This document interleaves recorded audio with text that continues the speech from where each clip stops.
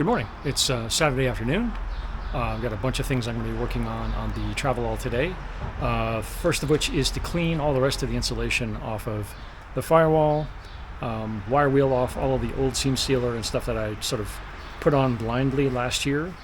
Clean up any of the rusty areas on the bulkhead. Basically just cleaning up the bulkhead, getting all of the rusty areas treated and ready to go, hitting everything with either rust encapsulator or rust converter, and then taping and painting everything with IH red. One thing that I did do was get the trailer brake out of the truck. I found a hex head set screw at Ace and pulled out the lead from the master cylinder to the trailer brake. So that's actually laying on the floor of the garage here. That's nice to have out of there. So I'm slowly taking stuff out from under the dashboard and getting it ready. So this is the old trailer brake setup. I basically just pulled out. It was teed into the bottom of the master cylinder. I found a couple of hex head set screws that are the same thread as the normal brake fittings, and just put the set screw in. So that's in place now. This thing is out, so that's one more thing that's out from under the dashboard. So these are LED bulbs I got from Amazon. These are going to replace the ones that are in the truck right now. So I'm just testing them out for brightness. That's pretty bright. That looks pretty good. That's the difference between the filament bulb and the LED bulb. I'm pretty happy about the LED bulb there. That's going to work out really good.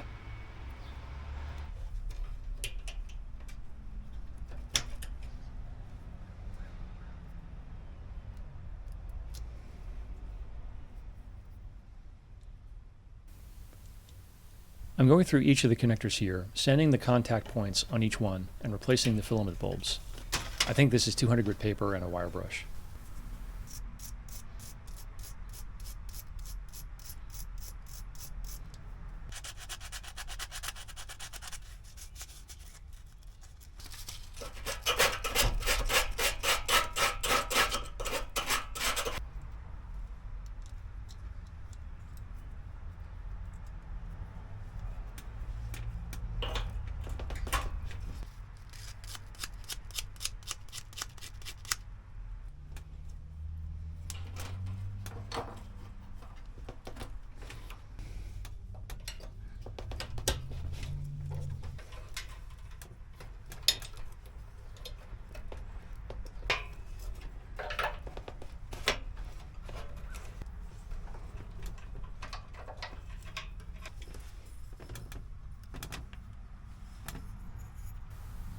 Then I bought a $6 blinker relay and swapped out the one that came with the truck.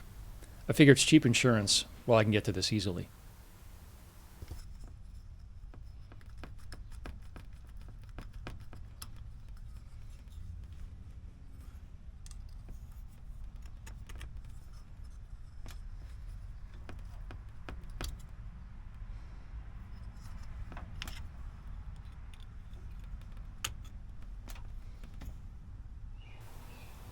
I saw that the wire loom on the steering wheel was bad, and after unwrapping it, I found that it was full of lousy, half-assed splices. So I got some better connectors and some heat shrink tube and fixed each one.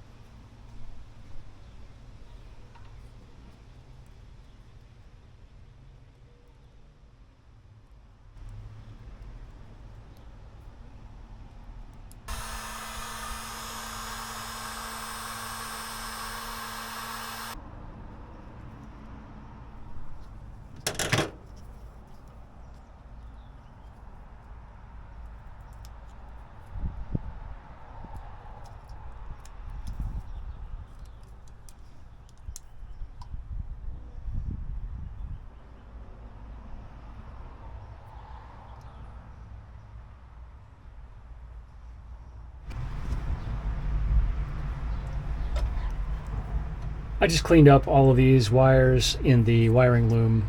This is the wiring loom that goes up to the steering wheel. This thing is chewed up all to hell, so I think I'm going to see if I can find another one of these. A Packard connector. Looks like it's a 6-wire connector. All these wires are cleaned up now. They had all been cut at one point for reasons. They're all clean now, so I think I'm going to test them, and then I'll get the new connector and put that in.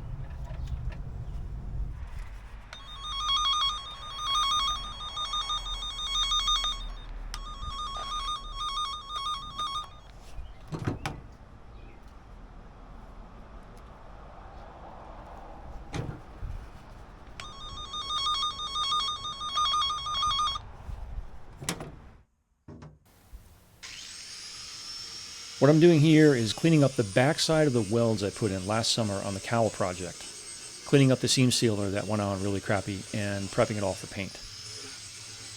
I want to make sure that this looks good before I put the whole dashboard back in, so I've got to do it on both sides.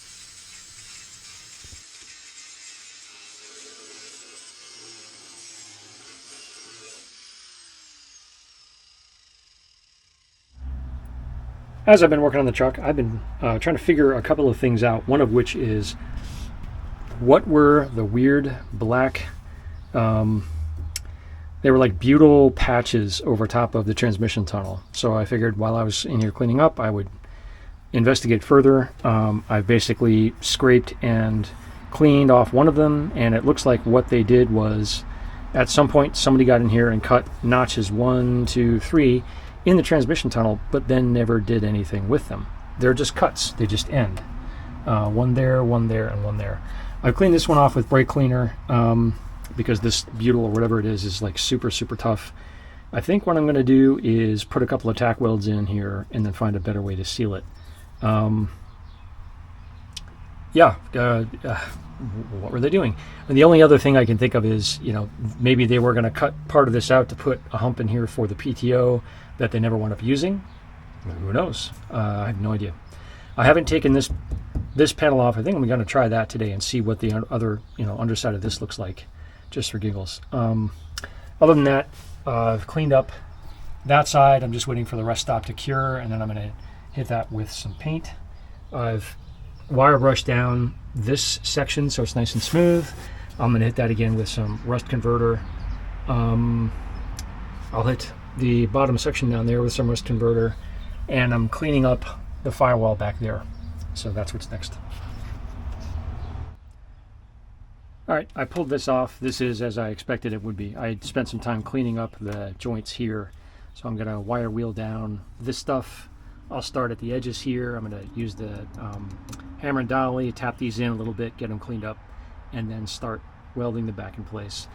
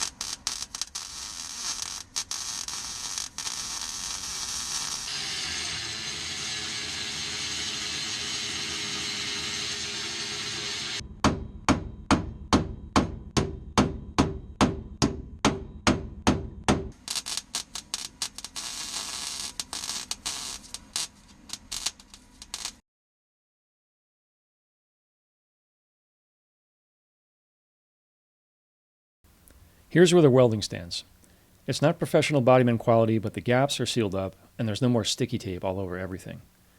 There were slight divots where the welds were, and after I sprayed some IH rattle can red, I saw them even clearer. So I'll probably sand this off and use a little filler to clean things up, and then redo all the paint.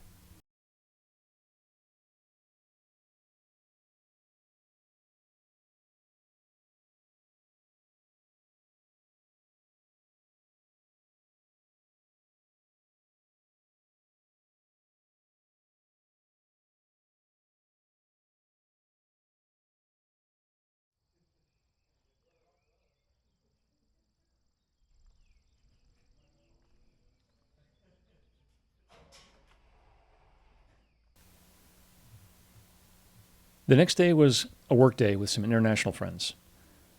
My friend Bennett has a D-Series pickup that's been off the road since last summer with some carb and rust issues, and we all wanted to pitch in to help him get it back on the road. First up was diagnosing the carb, which is a 4-barrel Holly, and it was leaking. We found that one of the bowl screws didn't have a washer and tightened up some other stuff, and when that was all fixed, it dried out and started to run smoothly.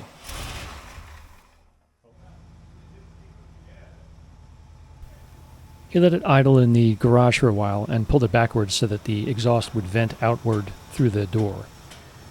It ran for a while up until the radiator cap started to boil over, so then we shut it down. He's got to check into the thermostat and a couple of other things before it's really ready for the road.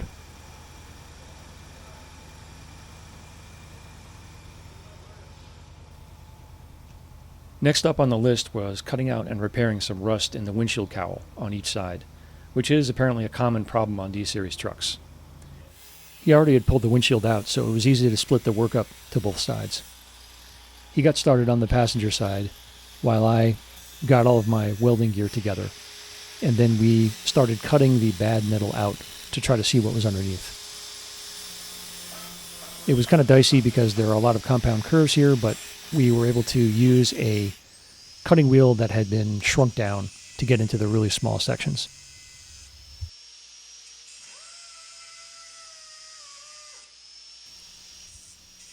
I brought 2 full bins of tools with me, mostly my cutting and welding gear, so having 3 angle grinders made things go a lot faster.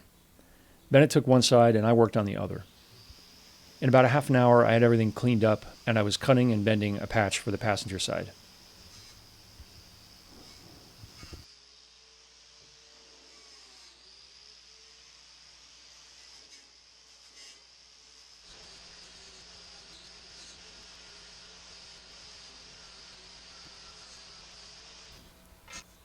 Our host Brian has a pro welding rig in his shop, and so he set us up for 17-gauge metal. I didn't film the work I did on the passenger side, but here's how it turned out. Nothing a little skim of filler can't hide.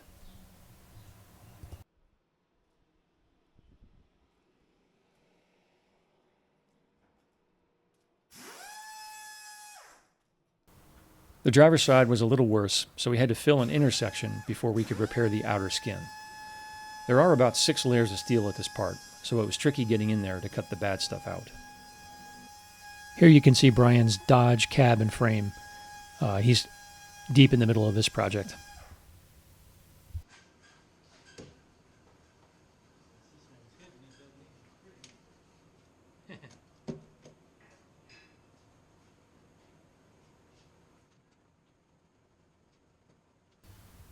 Here I started welding in the intersection in place and grinding down the high spots.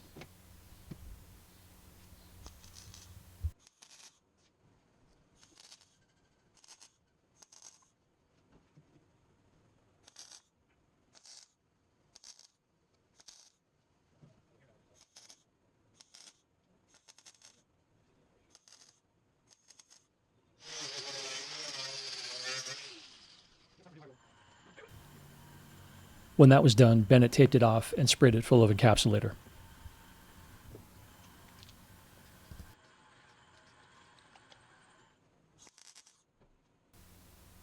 Then I tacked in the outer skin, and we made some adjustments with the body hammer.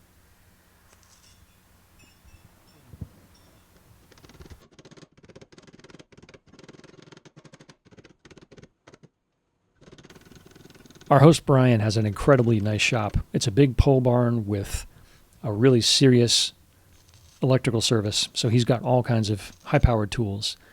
It had been sold to him by an ex-welder, so he actually inherited a bunch of really nice tools and a whole pile of metal as well.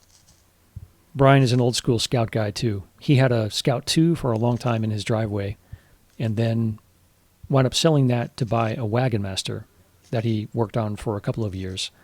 He replaced the engine in that, got it running, and had it driving, and then sold that and got into Edsels.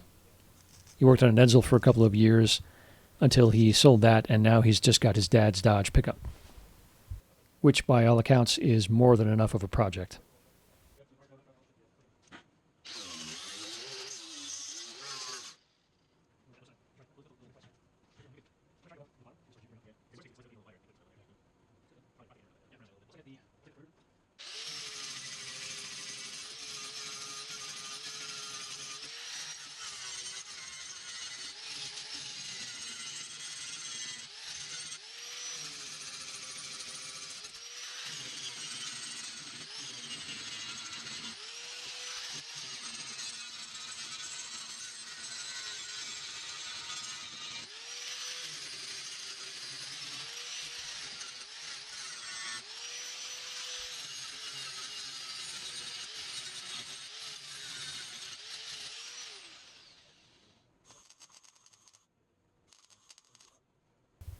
At this point, I was over on the other side of the shop, helping Brian out with some stuff, so Bennett got some time behind the welder.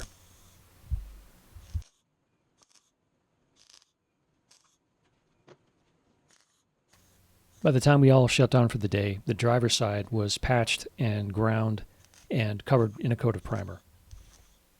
I don't have pictures of the complete driver's side, but I'll be back to the shop to work on that truck later this summer.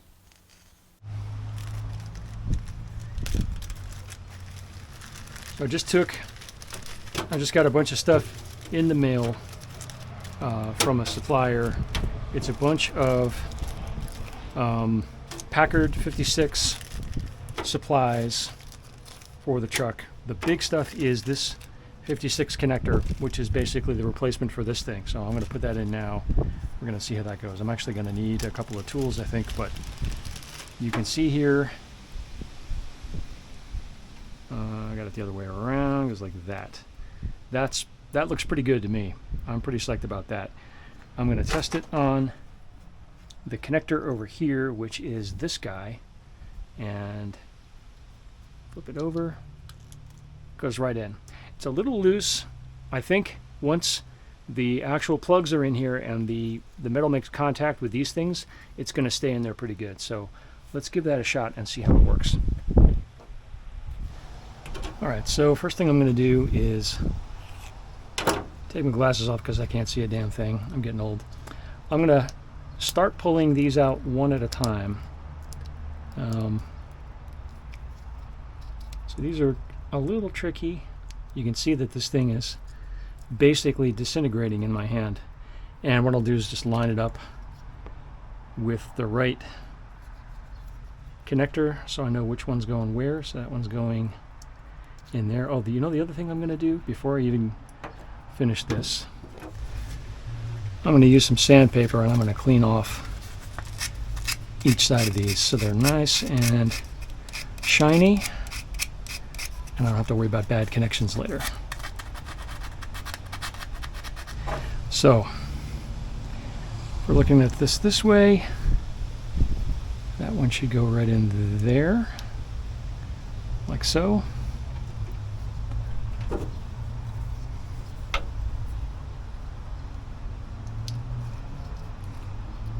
Yeah, these are just, this whole connector is just falling apart. You can see I've cleaned this one out already, so I already had this one out because I had to redo the section of it there. So let's widen this out a little bit.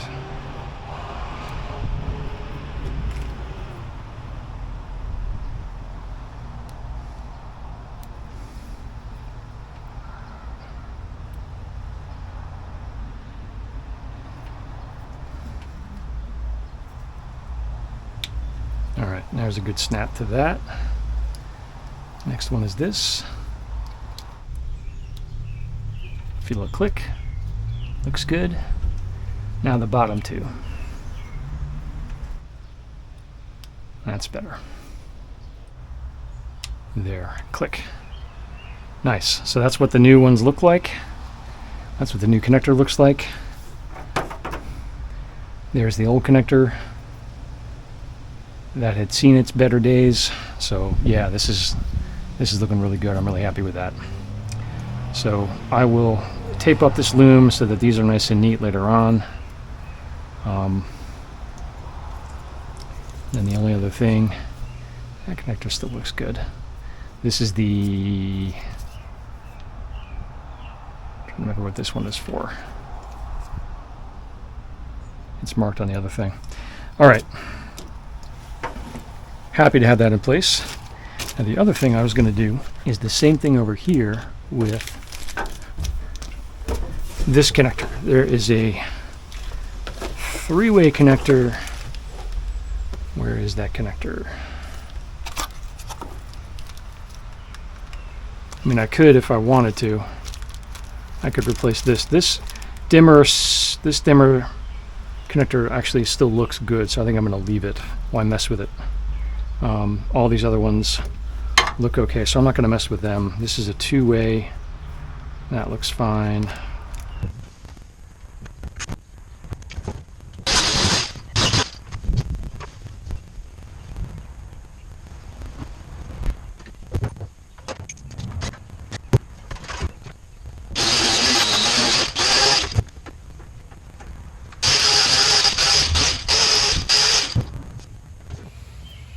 I'm working under the dash, and I've basically cleaned up all of the insulation that was stuck to the firewall, the wire wheel, and I've hit it with rust encapsulator. And so now what I'm going to start doing is transferring patterns from some cardboard over to the heat matting and starting to stick that to the firewall. The idea here is to basically put heat protection up on the firewall where you can't see it. I use the heat matting in my Scout and it works really great, so that's what we're going to start working with here. At this point, I've already cut out a template and traced that onto the heat matting, cut the heat matting out, cut all the holes in the heat matting out, and now I'm just trimming it down to put into place. And what I did here was to cut the peelable nonstick paper on the back into 4 smaller sections. Get it in place without sticking it to anything, and then peel each section off one at a time. That way, there was still some ability to make minor modifications as I was putting it in there. Otherwise, I mean, when this stuff sticks, it does not come off, and you're kind of bumming. So you got to be really careful when you're putting it in. I've also found that putting it in smaller sections is a wiser move.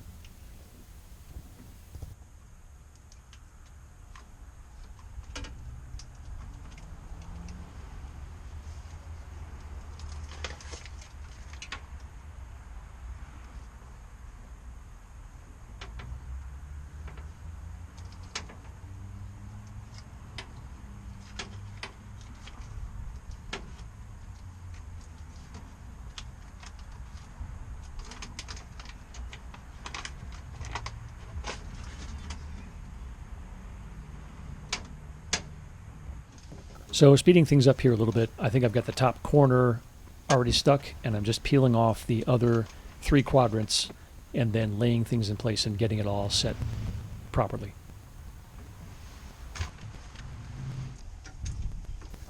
At this point, I've already got the template cut for the far left side and transferred that to the heat matting. And now I'm test fitting it around all of the various connectors and holes and other weird things on the bulkhead to make sure it fits before I stick it in place permanently.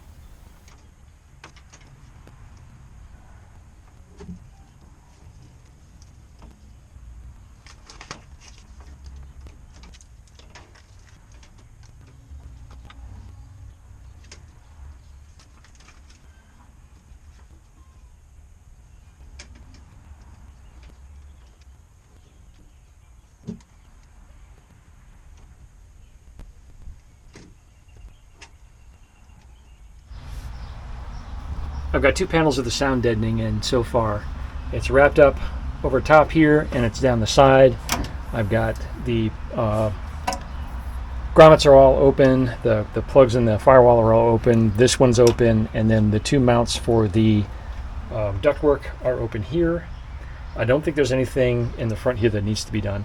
I'm going to wait on doing this side because I am, after I get back from my vacation, going to take this thing off the firewall, clean the firewall off, replumb the line, and then put it all back in, and I'm not going to get into that right now. Maybe I'll do it on Sunday, we'll see. The next thing we've got to figure out is how to get some kind of gasket here for the steering wheel.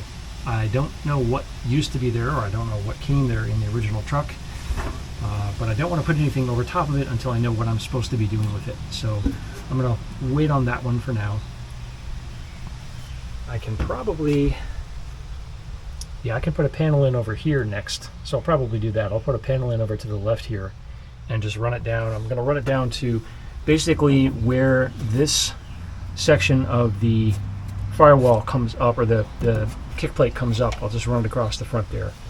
I'll probably cover it later on like I did in the Scout. In the Scout, it comes all the way down to the pedal here, and then I went on the transmission hump. I actually went to about the top edge of the transmission cover, basically following this line here. So I'll probably do that with this stuff.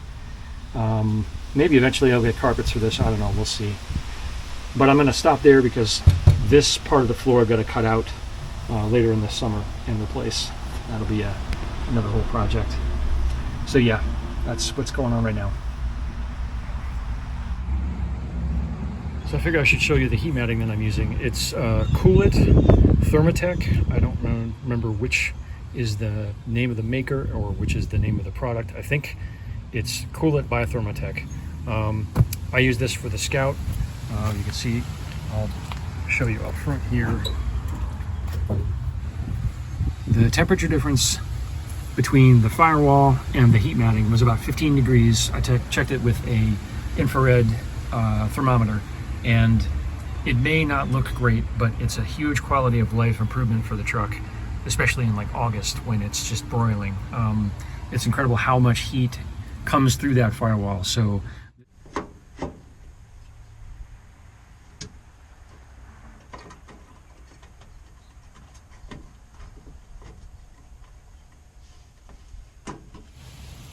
I put the duct back in. It's finger tight.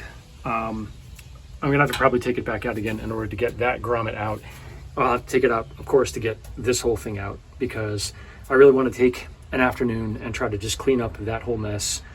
Pull this out, take a look at the back side of it, clean up the firewall behind it, get some of the heat matting behind that, and then put it back in place. But I've got to basically disconnect the coolant hoses and all that stuff. It's going to be a messy job. This side is in. I've got a short side under here in. There is a little bit of rust on the firewall here. I'm going to have to really check out what's back there. So that's just even more reason to take this thing out. But other than that, it's looking pretty good. So I'm just sort of cleaning things up, and I'm calling it for the night.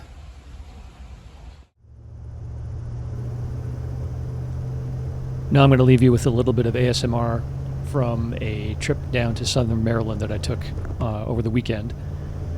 It was about 80 degrees, sunny, beautiful. So I just had the top down on the Scout and drove down and back about 180 miles round trip. Perfect weather, perfect day to have a topless Scout.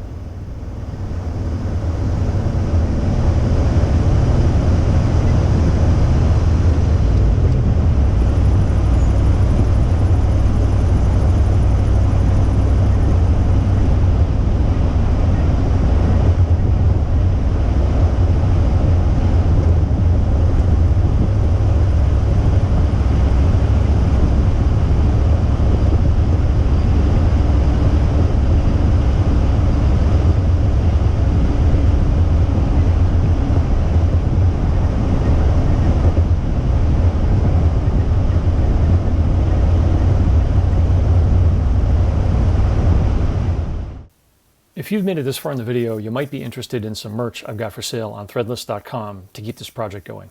I'll put a link down below in the description. Thanks for watching.